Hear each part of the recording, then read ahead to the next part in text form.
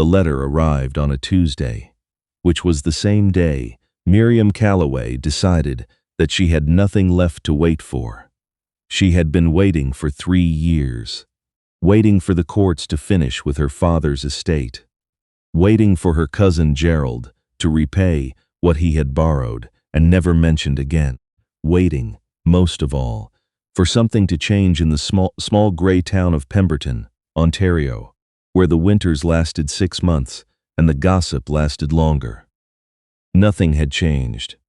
Her father was gone, the house had been sold to settle his debts, and Gerald had moved to Halifax without leaving a forwarding address. The letter was from a land agent in Alberta. A man named Mr. Fenwick had written on behalf of a cattle operation outside of a town called Dunmore, near the Cypress Hills. They were in need of a housekeeper. The position came with a small wage and a room of her own. The agent had written to several women in Ontario and Quebec, he explained, as the ranching families of the territories had difficulty finding reliable domestic help. Miriam read the letter twice at the kitchen table of her landlady's house, where she rented a room the size of a wardrobe for $4 a month. Then she folded it and placed it on the table and went to wash the breakfast dishes. She thought about it while she washed. She thought about it all afternoon. By supper time, she had written back to Mr. Fenwick and said she would take the position. She told no one, because there was no one to tell. The train west was 4 days. She sat in the second-class car with a carpet bag on her lap and a trunk in the luggage compartment that held everything she owned, which was not much. A Bible her mother had left her. 2 dresses, one for work and one for church, a winter coat that was beginning to thin at the elbows, a small tin box in which she kept her father's pocket watch, a daguerreotype of her parents on their wedding day, and $11.40, which was what remained of her savings after the train ticket. She watched the country change through the window. Ontario softened into the flat open land of Manitoba, and then the prairies opened up in every direction, and the sky became enormous. She had never seen so much sky. It sat on top of everything, blue and indifferent, and the grass below it rolled on to the horizon without interruption. There were no trees to speak of, no church steeples, no familiar shapes at all. She arrived in Dunmore on a Thursday afternoon in late September. The platform was weathered boards and a tin roof, and the wind came off the hills with a smell of sage and something colder underneath, a promise of what was coming. 3 other passengers stepped off the train. They walked to the waiting wagon, or to the horses tied at the post, and then they were gone, and Miriam stood alone on the platform with her trunk beside her, and the wind pulling at the pins in her hair. She waited for nearly an hour. When the buckboard finally came up the road, it was driven by a boy of perhaps 14, red-cheeked and gap-toothed, who pulled the horses up short and looked at her with frank appraisal. "Miss Calloway?" "Yes," she said. "I'm supposed to bring you out to the Holt place." Mr. Holt said to apologize for being late. He had a fence come down in the east pasture. She didn't know what a fence coming down in the east pasture meant in practical terms, but she accepted the apology. The boy's name was Tommy, and he belonged to a neighboring family. He loaded her trunk into the back of the wagon without being asked and said very little on the drive out, which took the better part of an hour on a road that was more track than road, cutting through open grassland with the Cypress Hills rising blue and dark to the southwest. The Holt Ranch was a long, low house of squared logs with a covered porch running the length of the front, a barn painted red that was newer than the house, and in considerably better repair, several outbuildings and a set of corrals, where a small herd of horses stood with their heads down against the wind. It was a working place. You could see that in the way everything was positioned for use rather than for looking at. There were no flowers by the door. There was no garden at all. Tommy carried her trunk to the porch and left her there with a nod and drove the wagon back toward the road. The door opened before she had a chance to knock. The man who stood in the doorway was tall, which was the first thing she noticed. And then she noticed his hands, which were calloused and cracked at the knuckles, and then his face, which was the face of a man who had spent a great deal of time outdoors, and very little time worrying about it. He had dark eyes and a jaw that needed shaving, and he looked at her the way he might have looked at the fence that had come down in the east pasture, with assessment, not unkindness. "Miss Calloway," he said. It was not a question. "Mr. Holt," she replied. His name was Garrett Holt. He was 38 years old. His wife had died 4 winters ago of a fever that had moved into her lungs and stayed. He had a daughter named June, who was 7, and who was standing just behind his right elbow, peering at Miriam with very large brown eyes. He showed Miriam the house with the efficiency of a man who had learned to manage time. The kitchen, which was the largest room and the warmest. The parlor, which was small and rarely used. The bedroom that would be hers, off the back of the kitchen, with a window that faced east and a hook on the back of the door. "The stove takes kindling first, then the larger splits," he said. "Wood stacked on the east side of the house. Breakfast at 5:30, supper at 6. "Yes, sir," she said. He nodded once, and that was the end of the introduction. She learned the shape of the work in the first 2 weeks, and it was not what she had expected, which meant it was harder and in some ways more satisfying. The house was clean but spare, run by a man who knew how to keep things from falling apart, but had no interest in the small, daily comforts. There was no shelf paper in the cupboards. The curtains in the parlor were so stiff with dust that when she took them down to wash them, they held their shape for a moment before collapsing. June watched her from doorways. The child was quiet, in the way of children who have learned that the adults around them are occupied with things more important than conversation. She had her father's dark eyes and her mother's fine bones, if the Garrett type. On the parlor mantel was anything to go by, and she moved through the house carefully, as though she were afraid of taking up too much space. On the 4th day, Miriam set a dish of oatmeal in front of June at breakfast and sat down across from her with her own bowl and said, "Do you like school?" June looked up. "There isn't one," she said. "Not in Dunmore. It closed. The teacher went back east last spring." Miriam thought about that. She said, "Would you like me to teach you?" "In the evenings, after supper." June looked at her for a long moment with those serious eyes. Then she said, "I'd have to ask my father." She asked him that evening.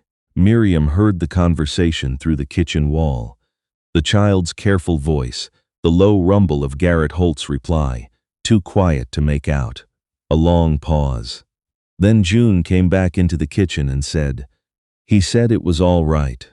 Miriam had not been a teacher. She had attended school until she was 16, which was considered sufficient for a girl in Pemberton, and she had read widely ever since, because books were cheaper than most things and lasted longer.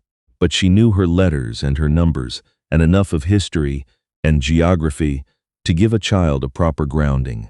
And so she began.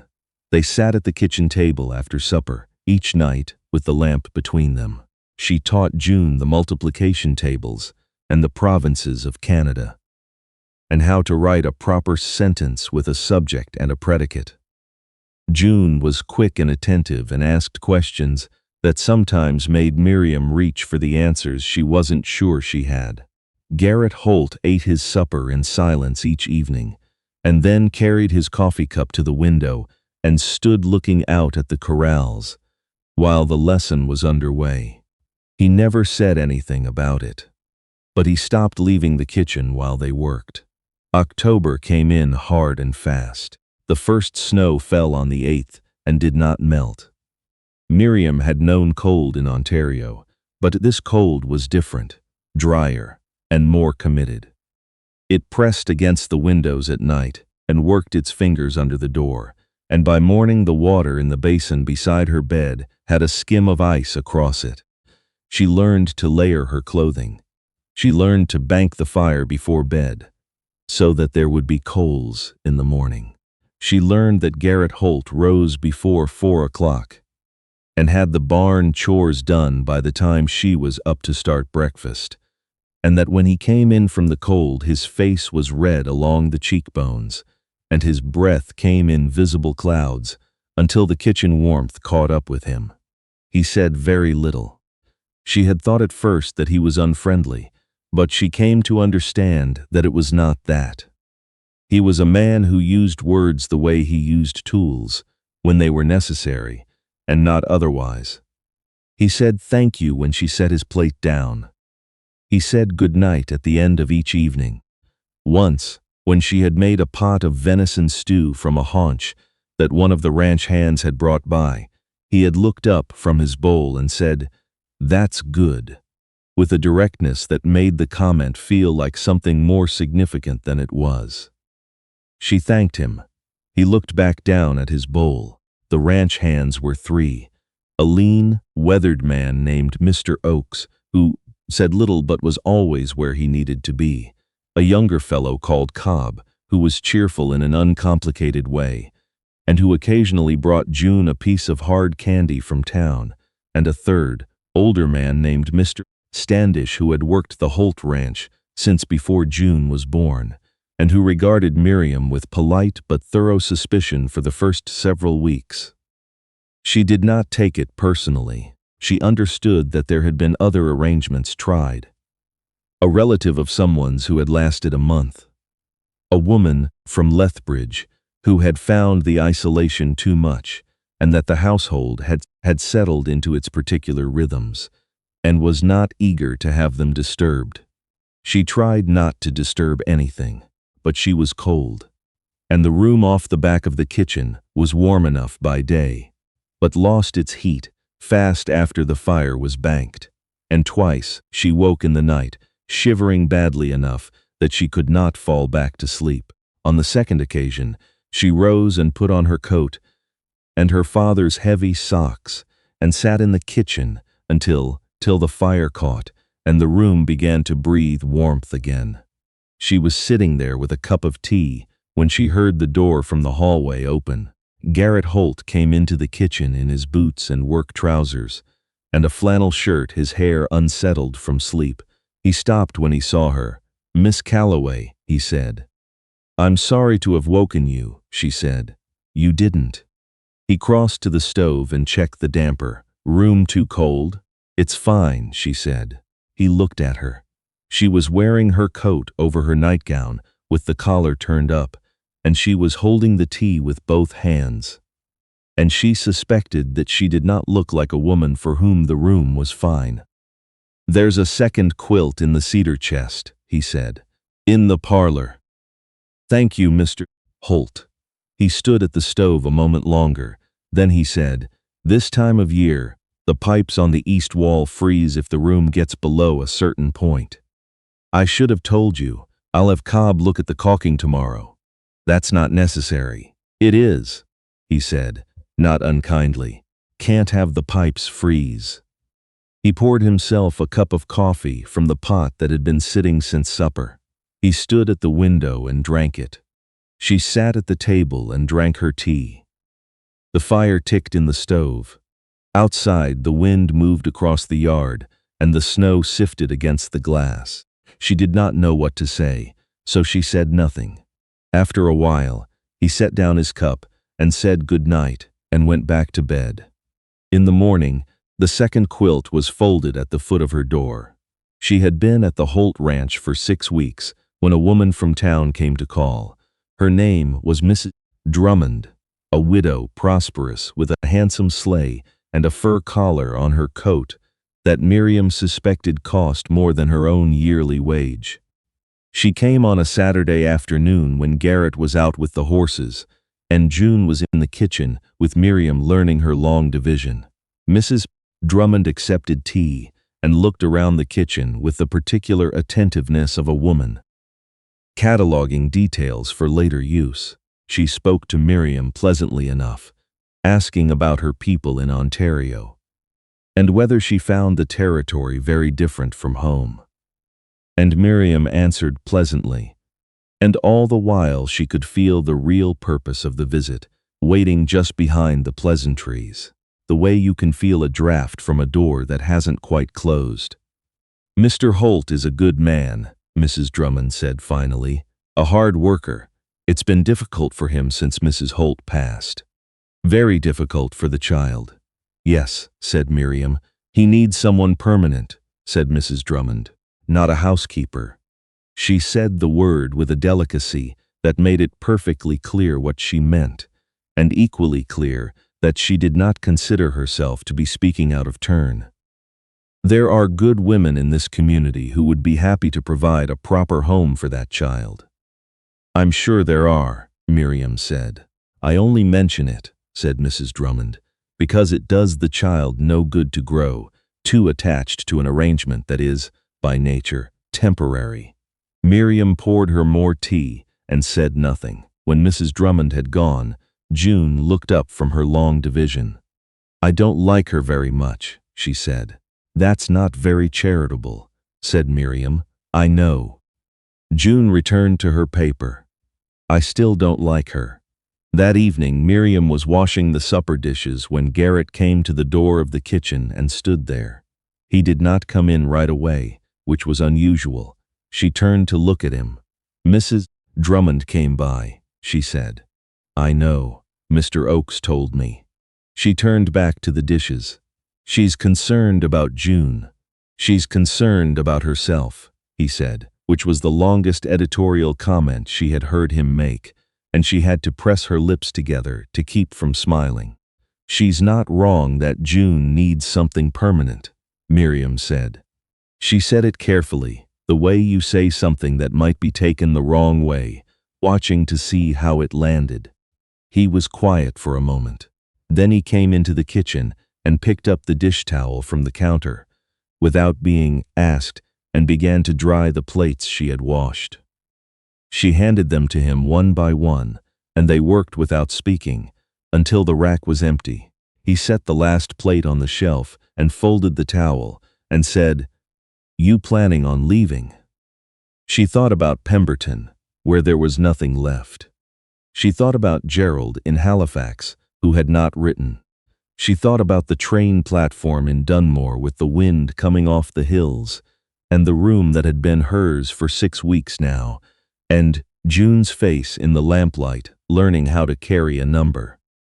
"Not unless you're asking me to," she said. He was looking at the folded towel in his hands. He set it on the counter. He said, "I'm not asking you to." That was all. He went to check on the barn before it got full dark, and she put away the last of the cups, and June came in from the parlor wanting to know if she could have one more page of her reader before bed. The ordinary evening resumed around them as though nothing had changed. But something had, in the quiet way that things change when words are finally said that have been waiting a long time to be said. November came, and with it a cold that settled in and stayed like a house's guest who had nowhere else to go. Miriam learned to bake bread in the wood stove, which required a different kind of attention than the gas range she had used in Pemberton. You had to know the fire, know its moods.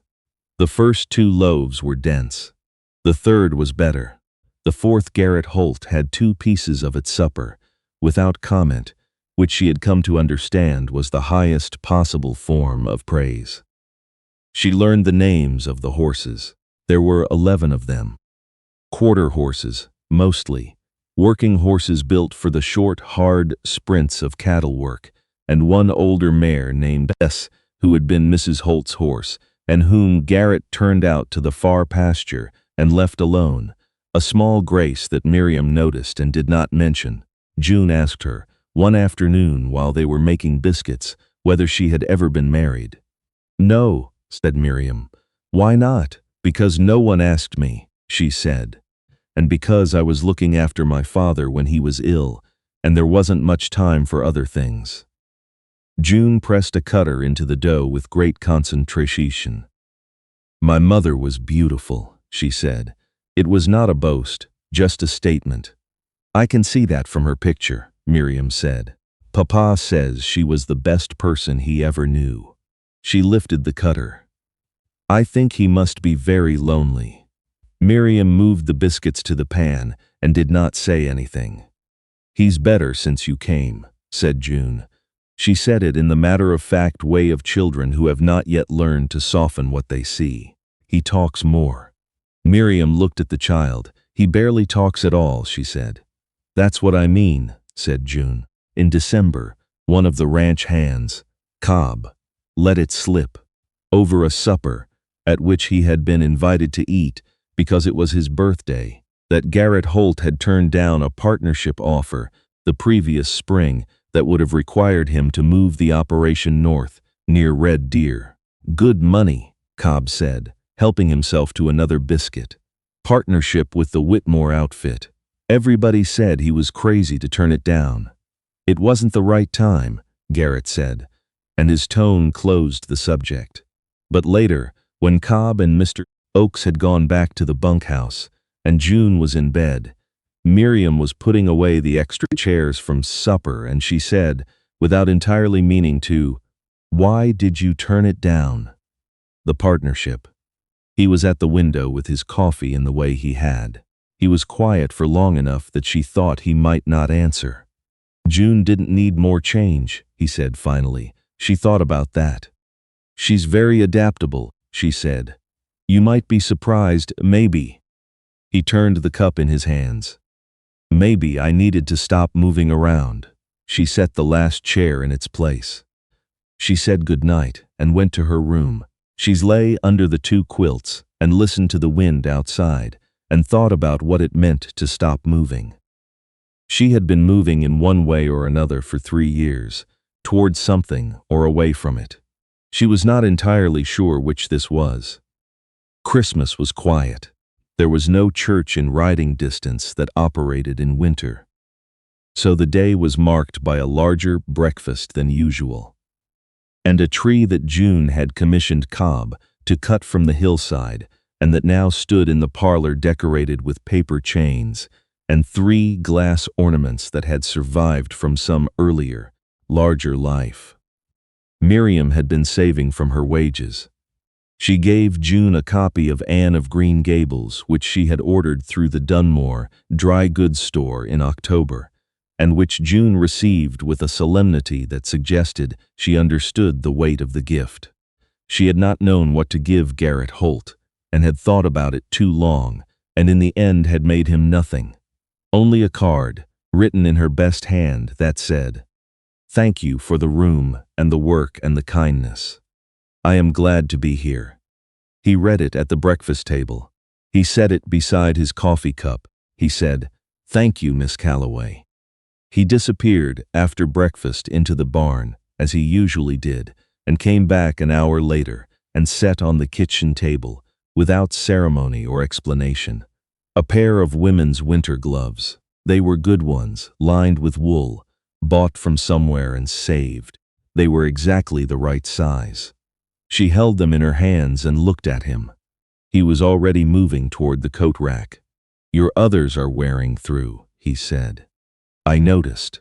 He went back outside. She stood in the kitchen, holding the gloves and understanding, with a clarity that surprised her, that he had noticed months ago. Probably, and had done something about it without being asked. She thought about the second quilt left at her door. She thought about Cobb having the caulking fixed. She thought about the small, consistent accumulation of looking after that had surrounded for 3 months, and that she had taken for ordinary decency, and that she understood now was something else. She put on the gloves. They fit perfectly. January was the hardest month.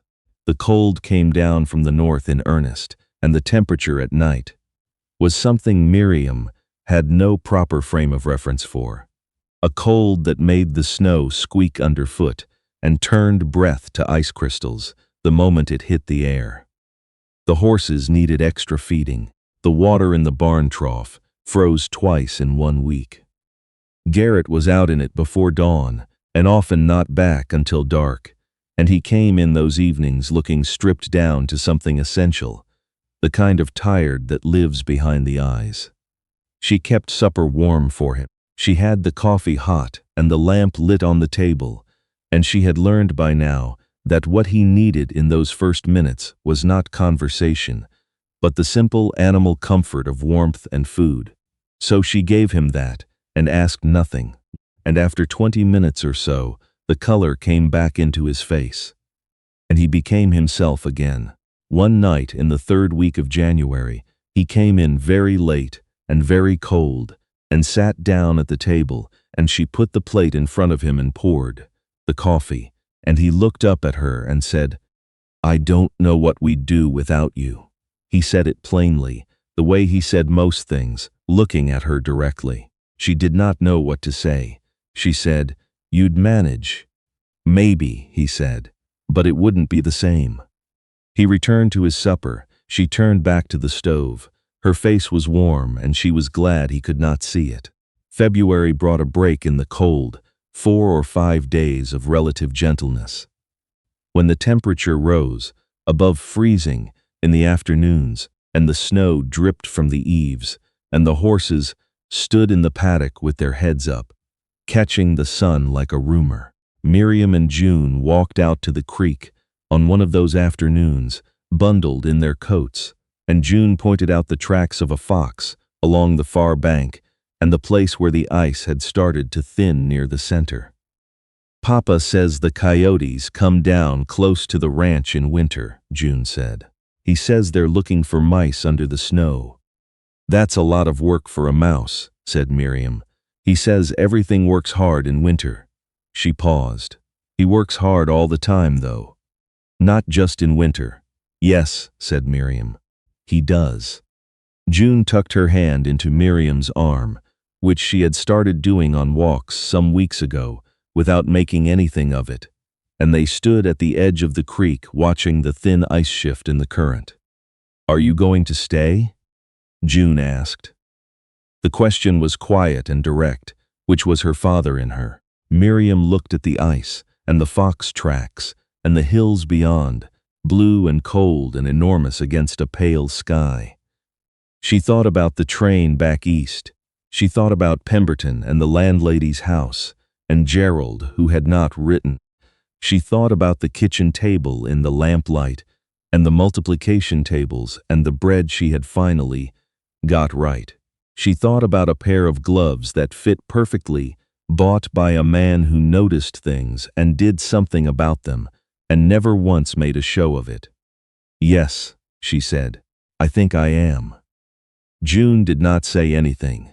She just held on to Miriam's arm a little more tightly, and they walked back toward the house together in the pale winter light. She told him that same evening. She had not planned to. She had planned to let it rest, let it be a thing understood between herself and June, and not made explicit. But he came in from checking the barn, and she was at the stove, and there was a moment of ordinary quiet between them, and she found herself saying, without looking up, "I'd like to stay on, permanently if that suits you." He was hanging up his coat. He did not answer immediately. She stirred the pot and waited. "It suits me," he said. She nodded. He came to the stove and poured his coffee. He stood beside her for a moment, in the way he sometimes did, not invading the space she was working in, but not retreating from it either. She was aware of him the way you are aware of a fire in a room, the warmth and weight of another person's presence. "It's a hard life out here," he said. "Harder than most." "I know," she said. "You might find it, Mr. Holt," she said, and turned to look at him. "I know what the winters are. I know what the work is.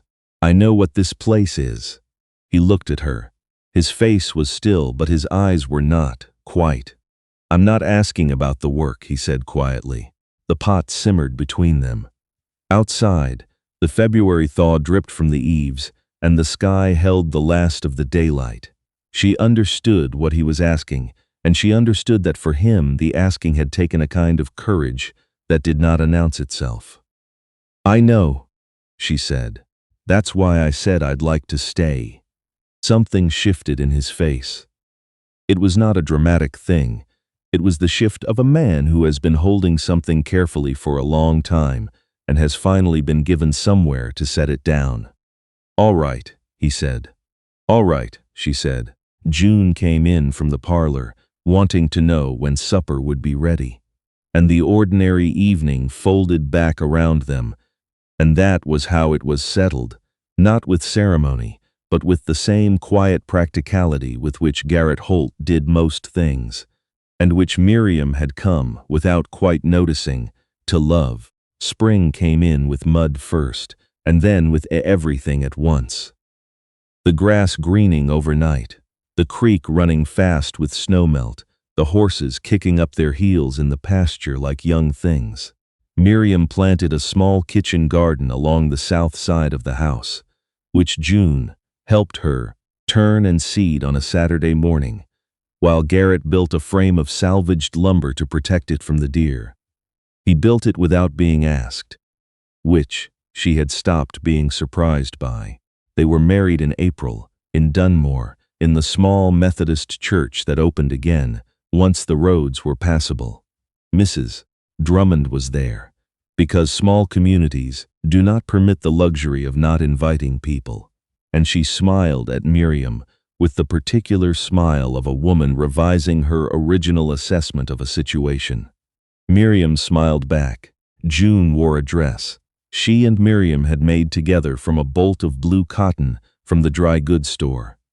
She stood beside her father during the ceremony and held his hand, and then let go of it to take Miriam's instead.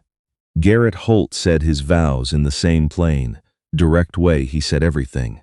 He looked at Miriam the whole time. She looked back at him and did not look away. That evening, driving home in the wagon with June, asleep between them, wrapped in the good coat, Miriam looked out at the hills, going purple in the dusk, and thought about the letter that had arrived on a Tuesday, and the train platform in Dunmore, with the wind pulling at her hair, and the 7-year-old girl peering from behind a doorway, and the kitchen table in lamplight, and all the ordinary days that had accumulated into something she had not known how to name until she had it. Garrett reached across June's sleeping head and took her hand. He did not say anything. He drove with one hand on the reins and held her hand with the other. And the wagon rolled on through the evening toward the lights of the ranch, already showing warm and steady across the flats. She had come with a trunk that held everything she owned and a heart that was mostly empty. The house, she understood now, had never been either.